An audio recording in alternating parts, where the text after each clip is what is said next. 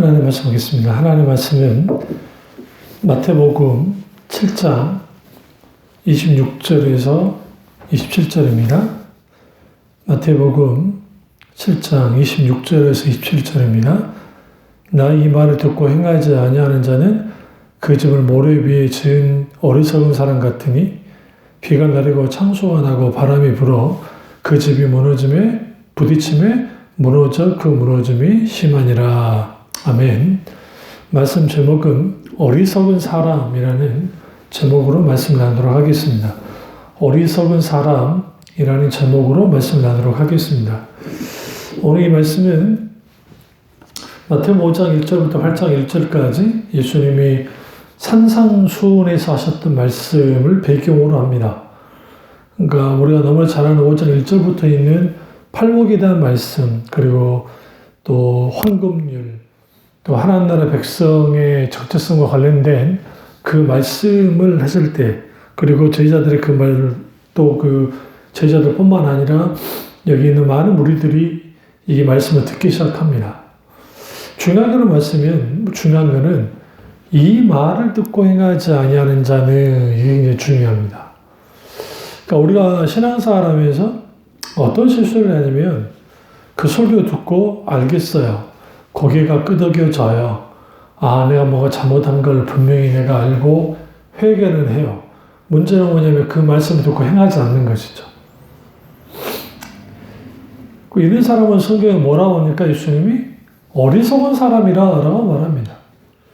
듣기는 속히 하고 말하기는 더디하라고 하는 잠언서의 말씀 왜 중요하냐면 듣기는 속히 하라 할 때에 우리는 하나님 말씀에 빨리 우리는 귀 기울이고 들어야 돼요. 그 말하긴 더디하라는 것은 결국은 우리가 말로 다 쏟아내버리는 거예요. 예를 들어 뭐 근심 걱정하지 말아라, 염려하지 말아라, 주님께 모든 것을 맡겨라, 그런 설교를 들었단 말이죠.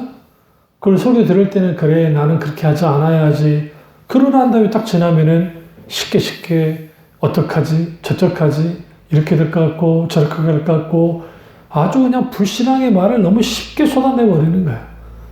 그게 혼자면 또 볼로 끝나는데 문제는 다른 상대방에게 그런 것들을 쏟아내기 시작할 때 말 그대로 그 불신앙의 말은 결국은 믿음을 공격을 하고 그 믿음을 공격을 하면 그 믿음이 아무 의미 없는 것처럼 무너지는 거야.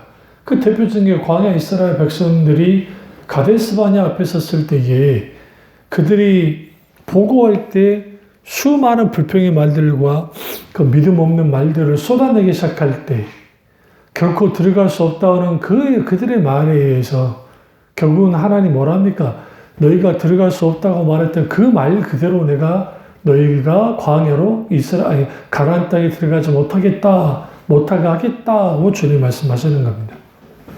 그래서 그 잠언서에 그 입의 복록을 누린다라는 표현을 쓰는데 우리의 입술에서 아주 부정적이고 말로 근심과 걱정과 염려되는 말들을 쏟아내는 것들에 대해 우리는 경계해야 돼요. 그렇다고 해서 뭐 적극적 사고방식이나 소위 긍정의 심리학에서 말하는 것처럼 소위 긍정적인 말을 하면 그대로 이루어진다, 뭐 말에 능력이 있다, 그런 말이 아니라 하나님께서 우리의 태도를 살피실 때에 우리가 가장 중요한 것은 우리가 그 말씀을 들었단 말이죠. 그리고 그 말씀을 행하면 되는 거예요. 근데 문제는 뭐냐면 그 말씀을 행하기 전에 무슨 일부터 하느냐, 말로 다 쏟아내버리는 거예요. 이게 이제 가장 문제인 것이죠. 이런 사람은 성경에 뭐라고 하느냐? 어리석은 사람이다라고 주님 말씀합니다. 여기서 중요한 게 오늘 마태복음 7장 26절, 27절에 이제 당연히 산상수훈 안에 들어가는 말씀이니까 이 산상수훈은 주님의 산 위에 올라가서 이제 교훈을 말씀해 주시는 겁니다. 이거는 예수님 공생애를 시작하신 지 얼마 안 된 상태에서 여기 모인 무리들에게 또 제자들에게 하신 말씀이고 또 예수님이 그 하나님 나라의 백성의 표징이 무엇인지를 밝히 보여주는 사건, 일이 오늘 산상수훈입니다. 그래서 하나님의 백성이 어떤 마음을 가지고 또 어떤 삶을 살며 어떻게 행동해야 되는지에 대한 것들을 제시해 주는 것이 산상수훈이고요. 그리고 예수님께서 이제 많은 무리를 산으로 오르게 하셨고, 그리고 주님이 내려다보시면서 그들에게 말씀을 가르치기 시작했습니다. 여기서 중요한 게 이 누가복음 6장 17절에는 산이 아니라 평지로 이제 보도하고 있습니다. 그런데 오늘 마태복음 오늘 이 말씀에서는 5장 1절을 보면 예수께서 무리를 보시고 산에 올라가 앉으시니, 산이라는 표현을 씁니다. 근데 여러분 이거 오해하지 말아야 될 게, 이스라엘은 보는 각도에 따라서 그러니까 우리가 생각하는 막 시내산이라든지 큰 시내반도에 있는 그 큰 산은 있긴 있지만, 좀 높은 산이 있긴 있지만, 사실 이스라엘은 그렇게 큰 산들이 그렇게 크게 있지는 않습니다. 그래서 보는 각도에 따라서 평지 혹은 산이라 그래요. 그러니까 우리가 갈보리산 할 때 갈보리산이라는 표현을 쓰지만, 또 성경 다른 또 복음서를 보시면 골고다 언덕이라는 표현을 써요. 그러니까 예수님이 갈보리산에 십자가에 죽으셨다고 하는데, 어쨌든 우리 산이라는 표현을 쓰고 어디에서는 언덕이라는 표현을 쓰는데, 통칭 이제 그러니까 어떤 관점, 즉 보는 위치에 따라 산이라는 표현을 쓰기도 하고, 이제 말 그대로 평지로 혹은 언덕이라는 표현을 씁니다. 그러니까 이건 잘못된 건 아니고 이제 문제된 건 하나도 없어요. 근데 중요한 건 뭐냐면, 왜 마태복음에서는 산이라고 표현했을까? 그것은 마태가 이제 의도적으로 시내산에서 모세가 하나님께로부터 십계명과 율법을 받은 것처럼 시내산과 팔복산, 다시 말하면 산상수훈이 이걸 같이 연장선상에 딱 두면서 결국은 하나님의 말씀이 선포되는 계시의 장소, 그 산이 곧 그러니까 시내산이고, 그리고 또 오늘 팔복산, 산상수훈이 있던 그 장소이다라고 하는 거예요.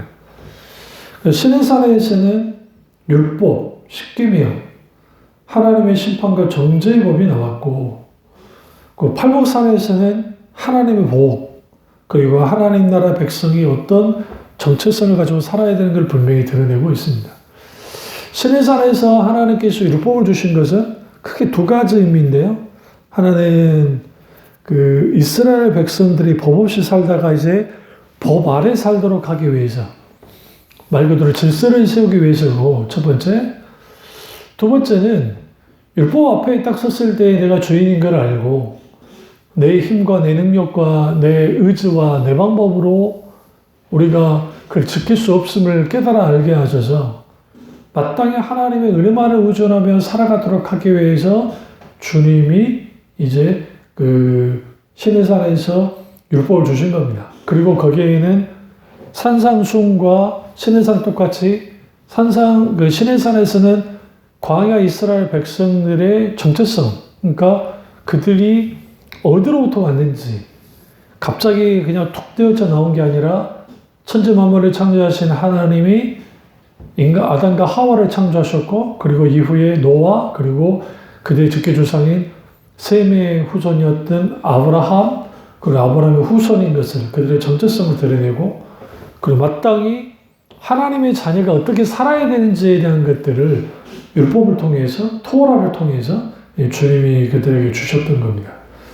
마찬가지로 예수님의 산상수훈에서 하나님 나라 백성의 표준, 그리고 동시에 하나님 나라 백성의 정체성, 결국은 하나님 나라 백성의 정체성은 먼저 그분의 나라와 그분의 의를 구하는 자들이다. 그리고 결국은 하나님의 뜻이 이 땅에 이루어지는 삶을 사는 사람들, 그리고 이 땅의 법칙과 이 땅의 어떤 가치관과 세계관이 아니라 하나님 나라의 가치관을 가지고 살아가는, 그래서 이 세상은 더 강하고 더 힘써야 되고 더 많아야 되지만 오히려 오히려 주님 때문에 내가 손해보는, 그래서 오른쪽 뺨을 때는 왼쪽 뺨부터 돌려내는, 그러니까 우리가 손해보는, 그리스도 때문에 손해보는 삶, 그것이 하나님 나라의 백성의 삶이고, 거기에 진실적인 하나님의 능력이 나타나고, 예수 그리스도를 통해서 결국은 은혜와 진리가 나오고,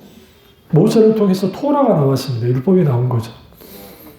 그런 의미에서 우리는 여기에서 이 마태복음 5장 21절과 48절에서 예수님과 모세를 비교를 통해 딱 들여다보면 6개의 반제의 서술이 나오는 거예요. 그래서 모세가 가르쳤던 내용과 예수님이 전한 교훈 사이에 병행과 대조가 나타나요. 이게 특별히 대표적인 게 맹세 문제. 그러니까 그 구약에서 맹세는 무조건 지켜라 라고 하는데 예수님은 그 맹세하지 말라는 거야. 예루살렘으로도 하지 말고 하늘로서도 하지 말아라. 인간은 자기의 의지와 자기의 어떤 그를 통해서 그 맹세를 할 수 없다는 거야. 그리고 예수님은 근본적으로 그 맹세에 대해 질타하셨던 것은 그들이 정말 하나님 그분 때문만으로 그렇게 맹세하는 것이냐? 그렇지 않다는 거죠. 내가 이 맹세함으로 뭔가 하나님께로부터 이루고자 하는, 얻고자 하는 것들, 그 모든 것들을 다 중단하라는 거죠. 이것을 분명하게 예수님이 드러내고 있습니다. 이것을 통해서 그 산상수훈에서 예수님이 모세보다 훨씬 월등하시고 우월하시는 분임을 드러내고 있고, 그리고 산상수훈, 이건 결국은 하나님 나라의 복음이라고 할 수 있는데, 그 복음이 율법에 대체할 만한 새로운 언약이자 새로운 약속임을 분명하게 드러내고 있습니다. 그래서 예수님 무리를 보시고 산에 올라 앉으셨고, 제자들은 무리를 뒤로 하고 예수님 앞으로 나왔습니다. 여기서 무리들은 누구인가? 여기 재미있는 표현이 무리들 그리고 제자들, 이 두 집단이 나눠져 있습니다. 그러니까 여러분, 내 말을 듣고 행하지 않는 자는 어리석은 사람이다. 그 어리석은 사람은 결국은 말씀을 듣고 행하지 않는 사람이고, 그리고 그 상당수가 무리들 속에 있다는 거예요. 그러면 제자들이라고, 그 제자들은 그러면 어떤 사람이 제자들이냐? 그 주님을 따르는 자들, 팔로워. 그러니까 그분을 따르는 자들, 그분의 가르침을 따르고 말씀을 행하는 자들, 그들은 제자들이에요. 그러니까 예수님의 직계 12제자가 있긴 하지만 이후에 70제자, 또 500명의 문도 제자들, 그런 것처럼 주님의 말씀을 따르는 자들은 무리가 아니고 제자인 거예요. 그러니까 제자인가 팬인가 제자인가라는 책 있잖아요. 그분 그 저자 이름이 생각이 안 나는데, 그거죠. 우리가 이 제자인가 팬인가의 이 구분점은 어디에서 나누어지냐 하는 거야. 똑같이 설교를 들어요. 똑같이 말씀을 배워요. 똑같이 어쨌든 하나님의 말씀이 막 주어지는데 팬은 듣고 열광을 해요. 좋다. 감상도 해요. 심지어는 울기도 해요. 어떡하지? 하기도 해요. 근데 정작 팬은 그걸로 끝나요. 그러나 제자는 스승이 가르쳤던 그 말씀, 예수님 우리의 랍비, 선생님이시고 주이시고 구세주이시니까 그분의 말씀을 듣고 행하는 자들, 그들이 제자입니다. 결국은 어리석은 자들은 무리로 남는 것이고 지혜로운 자들은 예수님의 제자가 되는 거예요. 그래서 오늘 성경에 무리를 보시고 제자들이 나왔다.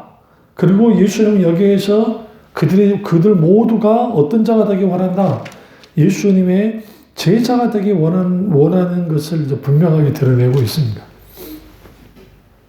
그럼 여기서 이제 우리는 이 무리들은 갈릴리, 데가볼리, 많은 지역에서 온 사람들이었어요. 예루살렘이든 유대이든 요단강 건너의 편에 있던 사람들이 온 겁니다. 그리고 제자들은 따로 예수님 앞으로 나왔습니다. 팔보의 이 말씀을 듣고 있는, 산상수훈을 듣고 있는 사람들은 예수님의 제자들을 포함한 무리들이 틀림없어요. 여기에서 산상수훈의 성격이 결정하는 중요한 역할이 되어지는데 여기에 우리는 뭘 결정해야 되냐면 나는 무리로 남을 것인가 나는 제자가 될 것인가. 설교 아무리 들으면 뭐 할 거예요. 들을 때는 아멘 아멘 해요. 깨닫기도 해요. 그렇습니다. 지당하십니다. 나 이렇게 해야지. 또 끝나버려요. 입술로 다 털어버려요. 그러니까 문제를 보지 말고 하나님을 보라고 그렇게 강조해도 하나님 보지 않고 문제만 보는, 하나님 그분의 얼굴을 먼저 구하기보다는 이 방법 저 방법 사람의 방법이나 사람의 수단이나 근간만을 쫓는 그런 어리석은 행동들을 한다라는 겁니다.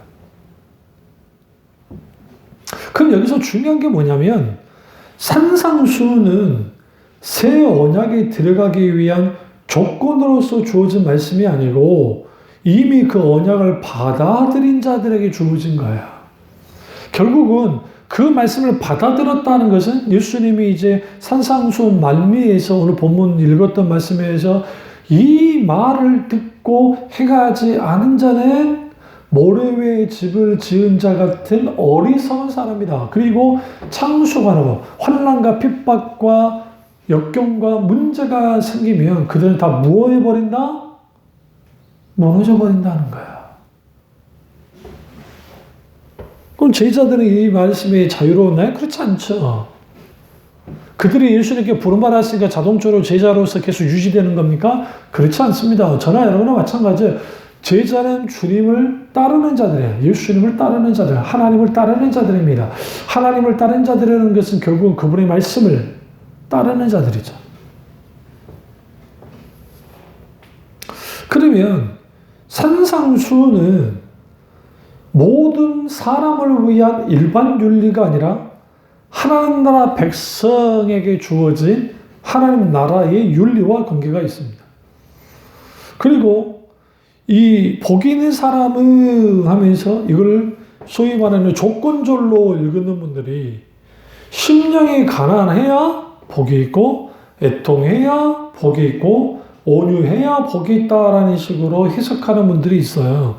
이거는 이제 이 마카리오스라고 하는 그리고 아슈레라고 하는 히브리 용법, 헬라어 용법을 이해하지 못하고 그냥 한글로만 그렇게 읽어버리면 그렇게 읽을 수 있는데 그게 아니고 마음이 가난한 사람이라고 한다면 그는 이미 그러니까 내가 마음이 가난해야 가난한 사람이 돼야 하나님의 나라가 주어질 거라는 그런 식의 그게 아니라 조건절이 아니고 이미 내가 복을 받았기 때문에 이미 심령이 가난한 상태에 있다는 거예요.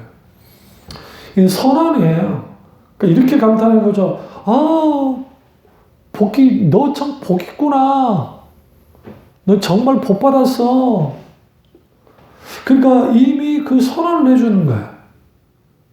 그래서 여기에서 결국은 이 조건적으로 있지 않다는 것은 뭐냐면 심령이 가난하기 때문에 복이 아니라 이미 복 받았기 때문에 심령이 가난한 상태에 있는 거예요. 이미 하나님 복을 받았기 때문에 통한 자인 겁니다. 이 부분이 왜 중요하냐면 하나님 나라의 백성, 그들이 가져야 될 마음과 행동의 핵심이 뭐냐는 거예요. 결국은 그 행동의 핵심은 이 팔복에 나타나는 예수 그리스도의 성품이 예수 그리스도를 믿는 그리스도인들의 성품이 되어야 한다라는 것이고 그리스도인은 모두 팔복에서 말하는 사람이 되어야 함을 분명히 말하고 있어요. 단순히 일부 그리스도인이 뛰어난 인물의 성품을 묘사하는 게 아닙니다. 팔복은 모든 그리스도인이 가져야 될 성품이고 이것은 하나님께로부터 복으로 주어진 거라는 거예요. 그래서 팔복은 따로따로 구분되어지는 것이 아니고 서로 연결되어 있고 결국은 모든 그리스도인들에게 팔복의 특징들이 동시에 나타날 수 있어요. 그런데 중요한 것은 이 팔복의 성품은 우리가 태어날 때부터 갖고 있는 성품이 아니라 각 성품마다 성령의 역사에 의해서만 성령의 사역에서만 은혜로 주어진다라는 사실이에요. 그 은혜로 주어지는 하나님의 그 성품, 혹은 하나님의 기질이 우리에게 주어질 때에 이것이 은혜의 결과이고 성령의 산물이기 때문에 그리스도인들에게 나타나지는 거예요. 그래서 팔복은 내가 진짜인지 가짜인지를 분명하게 드러내주는 시금석이 되고 돼요. 그래서 내가 예수를 믿는다고 한다면 내가 그리스도인인가 아니면 내가 그리스도인이 아닌가 라고 하는 것은 그리스도인은 철저하게 하나님 나라의 통치와 다스림 안에 사는 사람이고 비그리스도인들은 하나님의 통치와 다스림 안에 사는 것이 아니라 세상 반복과 세상 통치와 세상의 다스림 가운데 살아가는 사람들이에요. 그러다 보니 세상이 추구하는 복, 결국은 뭔가 성공하고 돈 많이 벌고 건강해서 내가 하고 싶은 거 다 하고 편안함을 누리면서 살아가는 거, 그것이 행복이라고 생각해요.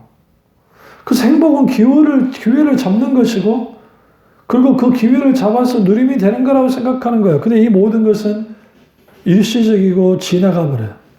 더 중요한 건 뭐냐면 세상에서 말하는 행복은 환경과 조건에 의해서 좌우돼요. 그런데 성경에서 말하는 복은 하나님에 의해서 좌우됩니다.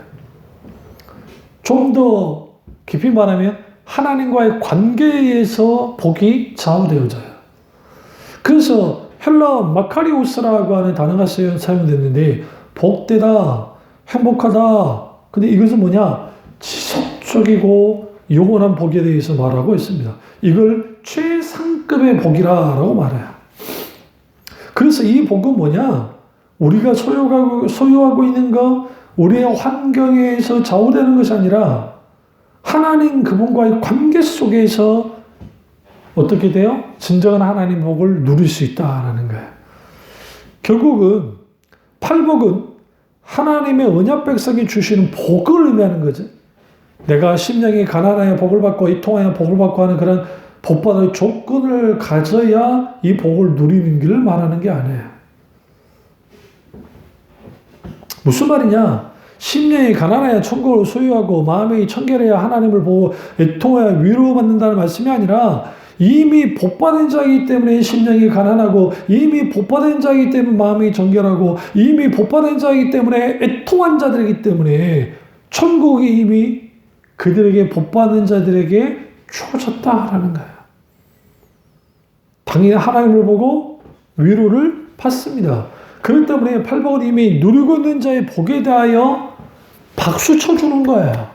축하해 주는 거예요. 이 말씀이 충격적입니다.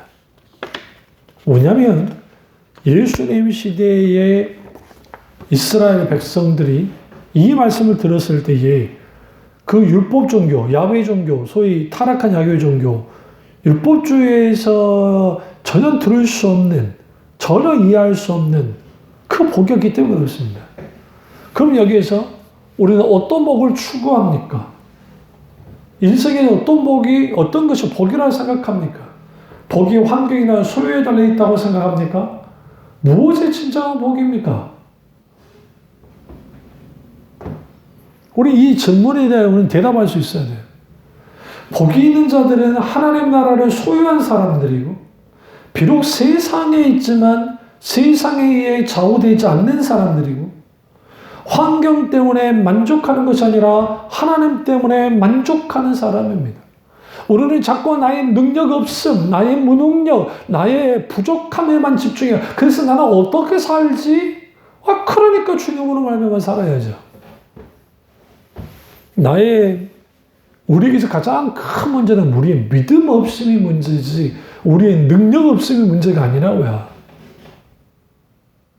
여기에서 우리는 좀 도전을 받아야 돼. 하나님 앞에 내가 믿음 없는 자인가? 그렇다고 한다면 우리는 믿음을 달라고 하나님 앞에 기도해야 되고요. 자꾸 나는 실력이 없어, 능력이 없어, 뭐가 없어. 그 입술 속에서 그렇다 한다면 하나님은 내게 뭐 해줄 수 있지? 그러니까 안 되는 거예요. 하나님은 우리에게 원하는 것은 뭐냐면 결국은 우리 어떤 인간도 하나님 앞에서는 자기 잘났다 할 수 없어요. 하나님 앞에 의로운 자가 없고 깨닫는 자도 없고 그 중에 거룩하다 할 자가 없어요. 완전한 자가 없단 말이죠. 하나님이 원하는 것은 우리가 하나님만을 의지하고 하나님 것만을 붙드는 거예요.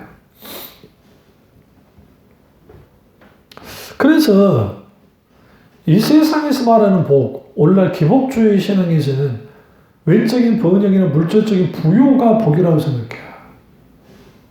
근데 오늘 팔복에서 말하는 복은 믿음과 관련이 있고 영적인 것이고 하나님의 은혜를 충만한 상태고 성령의 내주하심으로 온전한 만족을 누리는 상태를 의미합니다. 이게 성경에서 말하는 복이에요. 물론 그럼에도 불구하고 성경에서 말하는 복은 물질적인 의미를 다 포함해요. 포함하지 않지는 않아요. 그래서 구약에 보시면 하나님의 복을 주실 때 주로 땅에 대한 소산의 복에 대해서 말하잖아요. 그것이 단순히 물질적인 복만을 말하잖아요. 그 모든 것들이 결국 하나님의 은혜로 주어졌다라는 거예요.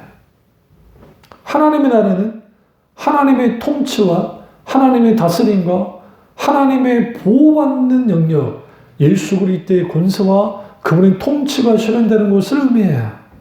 하나님 나라는 이미 임했고 임하고 있고 앞으로 임할 겁니다. 예수 그리스도께서 오실 때 완전히 완성될 나라, 그것이 데오파루시아, 하나님의 왕국, 하나님의 나라예요.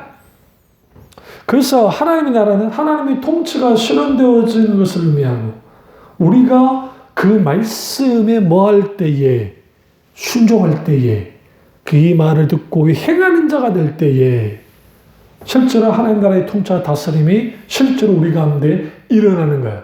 그런 사람들은 하나님 나라 안에 사는 사람들이에요. 문제는 뭐냐면 그 말씀, 이 말씀을 듣고 행하지 않으면 모래 위에 자기 집을 짓는 거죠. 겉보기는 화려해요. 겉보기는 좀 그럴싸해요. 근데 문제가 있어요. 비바람이 불면 무너져 내버리는 겁니다. 참 재밌는 게 뭐냐면요. 우리가 이제 팔복에 대한 말씀을 조금 더 하고 싶은데요. 그건 뭐냐면 이 팔복이 이제 8가지 복에 대해서 말하고 있는데 재미있는 게 시제가 중요해요. 시제가. 어떤 시제가 중요하냐면 심령이 가난한 자는 복이 있느니 천국이 그들의 것이며 할 때는 현재형으로 되어 있어요.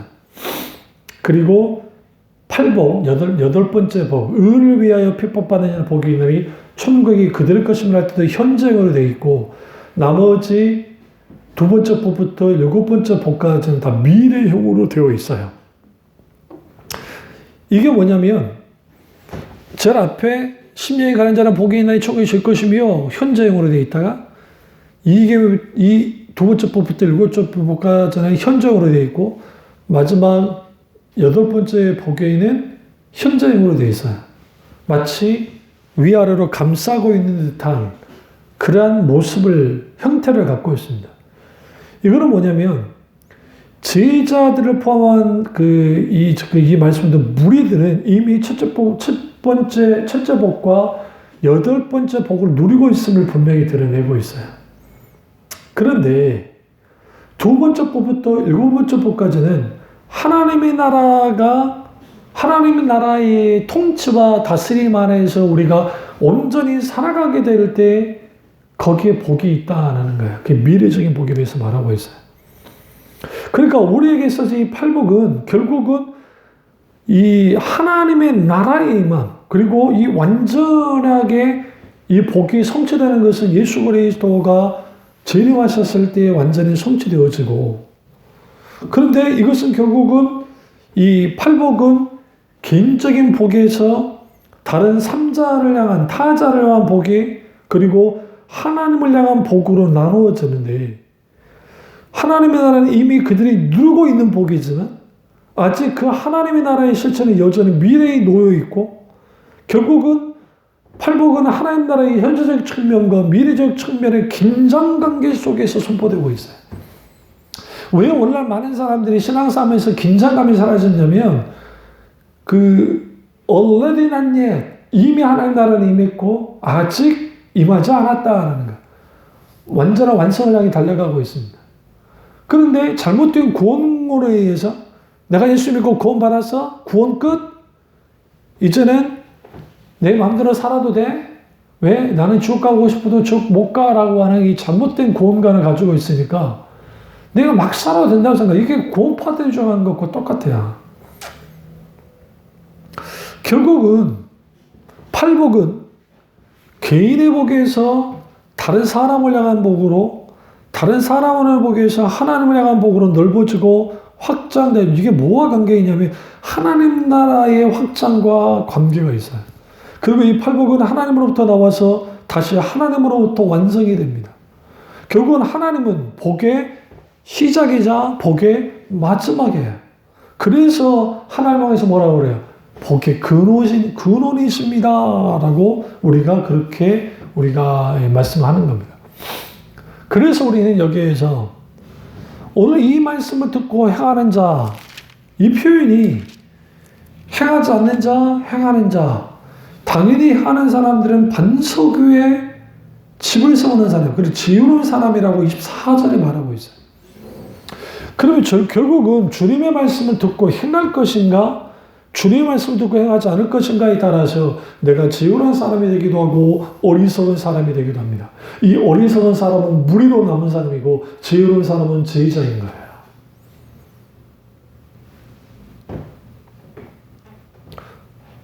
그럼 우리는 여기서 어떻게 해야 됩니까? 어떤 태도를 가지고 어떻게 우리가 정말 말씀 앞에 반응을 해야 됩니까? 결국은 우리가 하나님의 말씀 앞에 섰을 때에 그 말씀 앞에 두렵고 떨리는 자세로 그 말씀을 받아들이고 그 말씀 앞에 서되, 가장 중요한 것은 우리가 들었던 이 말씀을 삶 속에서 살아내는 거야. 몸부림치는 거야. 근데 우리는 종종 그 말씀을 듣고 은혜 받았대, 성경을 읽고 뭔가 깨달았대, 어떤 좋은 귀한 책을 읽고 깨달았대. 그건 뭐예요? 머릿속에만 깨닫고 정보로서 끝났는데, 그리고 회개하고 돌이키고 내가 엉엉 울었다고 해서 그것이 실제로 그 말씀을 살아가는 겁니까? 말씀 앞에 우는 게 정말 귀하긴 한데 우리는 그 깨달았던 말씀들을 살아내려고 성령님의 도우심 가운데 하루 살아가는 거야. 거기서 정말 실수도 하고 실패도 하고 넘어지더라도 말씀을 향하는 방향 속에서 되어질 때 거기에서 나의 어떤 조종함과 그리고 내가 더욱더 깨달아 안아서 다시 일어서서 주의 은혜 가운데 한 걸음 한 걸음 그렇게 나아가면서 문제에 끌려다는 것이 아니라 주님의 뜻에 이끌려 나가기 시작할 때 이미 우리는 문제를 이겨나가는 사람이 되어지는 거예요. 인생에는 수많은 문제, 수많은 과제, 수많은 어떤 우리 가운데 너무 많은 어떤 그 일들이 있어요. 그 일일이 따라다니면서 이거 해결해야지 저걸 해결해야지 된다고 해서 다 해결되지 않습니다. 결국 우리가 명심해야 될 것은 뭐냐면 철저하게 하나님의 말씀, 하나님의 은혜, 하나님의 놀라우신 그 역사를 우리가 붙들되, 중요한 건 뭐냐면 우리가 그 하나님의 말씀이 우리 가운데 주어졌을 때 그 말씀을 살아내려는 몸부림이 필요하고, 그것이 나의 의지에는 한계가 있기 때문에 하나님의 은혜를 구하고 하나님의 선한 의지의 우리의 하나님의 놀라운 은혜 가운데 우리 속에 선한 의지가 발동되어짐을 통해서 하나님 말씀을 행해 나가기 시작할 때 창수가 나고 바람이 불어 믿음의 집에 부딪히더라도 무너지지 않습니다. 왜? 주춧돌을 반석에 놓았기 때문이었습니다. 이 반석이 뭡니까? 예수 그리스도 그분 자신. 이 반석이 뭡니까? 말씀 자체가 되시는 예수 그리스도. 말씀 위에 우리의 믿음의 주춧돌을 둘 때 흔들리지 않자. 이 사람이 지혜로운 사람입니다. 그리고 우리는 종종 어리석게 굴 때가 많다는 거예요. 하나님의 말씀을 들어도 한 귀로 듣고 흘려버린 사람, 깨닫지 못하는 사람, 적극적으로 반응을 했고 정말 그 말씀이 그렇구나는 하는데 문제가 있어. 어떤 문제가 있냐면 그걸로 끝나는 거예요. 그러니까 우리가 부딪히던 말씀을 기도로 연결시키고 기도로 연결시킨 것은 순종으로 나아가야 거기에 말씀의 열매를 맺습니다. 그래서 우리는 하나님 나라의 이 팔복, 결국은 현재형이든 미래형이든 우리가 그 중간에 하나님 나라는 이미 이미 왔지만 난 옛 하지만 아직 임하지는 않았지만 그 긴장감 속에서 근신하여 깨어서 신앙생활에 나가기 시작할 때 여기로부터 우리는 뭐 할 수 있느냐? 여기에서 우리가 신앙이 해이해지지 않고 무리로 남지 않고 하나님 그리스도의 예수 그리스도의 선포, 팔복의 선포, 그리고 산상수훈에 나와 있는 수많은 말씀들, 그 말씀들의 정체성을 가지고 그 말씀을 기초로 해서 그 말씀을 근간으로 해서 우리가 이 세상 가치관과 세계관을 따라가는 것이 아니라 하나님 나라의 세계관과 가치관을 가지고 살아가기 시작할 때 그 사람들이 제자이고 그 사람들이 지혜로운 사람입니다. 이런 하나님의 사람, 하나님이 인정하는 사람, 지혜로운 사람이 다 되시기를 주님의 이름으로 축원합니다. 기도하겠습니다. 사회 역사 중 은혜 중 우리와 함께 하시고 우리가 하나님의 지혜 가운데 지혜로운 사람이 되게 하셔서 하나님 말씀을 듣고 행하는 자 되게 하시고 우리가 말씀을 듣긴 들어도 깨닫지 못하는 그런 우미함 속에 있습니까? 우리에게 들을 길을 열어주시고 근데 그 말씀을 듣긴 들었고 받아들였지만 그 말씀을 순종해 나가지 못합니까? 그렇다면 하나님께서 우리를 붙잡아 주시고 만져주셔서 하나님 말씀을 삶의 삶 속에서 살아낼 수 있는 그 우리들 다 될 수 있도록 은혜 베풀어 주시옵소서. 주님을 혼란과 같게 원하고 예수님의 이름으로 기도드립니다. 아멘.